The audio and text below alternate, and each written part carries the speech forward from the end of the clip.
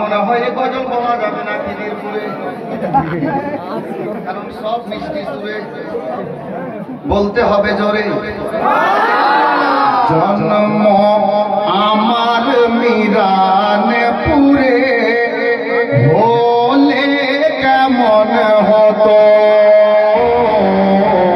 জন্ম আমার মিরানপুরে হলে কেমন হতো, জন্ম আমার মিরানপুরে হলে কেমন হতো, তুলহামিয়ার কদমে রইলে কেমন হতো,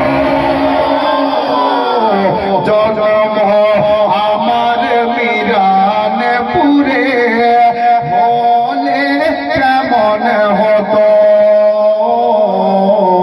জন্ম আমার মিরানপুরে হলে কেমন হতো। এখনো দেখা হলো না,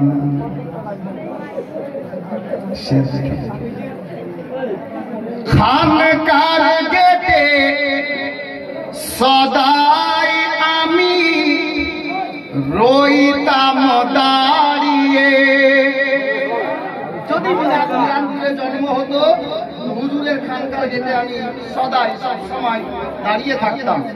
কেন দাঁড়িয়ে থাকতাম? শেষের লাইনটা খেয়াল করবেন।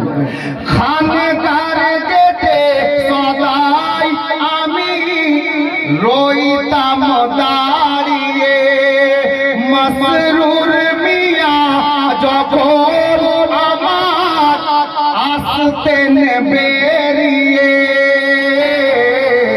কদম ধুলি মাথায় নিতাম, কদম ধুলি মাথায় নিতাম, মনটা ভরে যেত,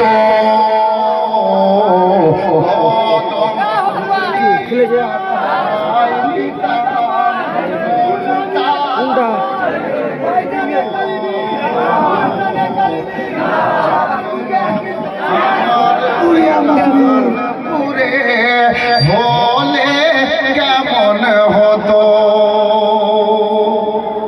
মেম্বার সাহেব, আমি কাগজ ছেড়ে চলে এসেছি, আর মুখে নেই ভাই, একটু দাঁড়ান, অন্য মানকাবাদ দিচ্ছি। যেই মানকাবাদ খিদিরপুরে মাসুগুল হয়েছিল ইনশাআল্লাহ সেটা দেব। আমার মনে হচ্ছে না যে আমি বক্তব্য কিছু রাখতে পারবো।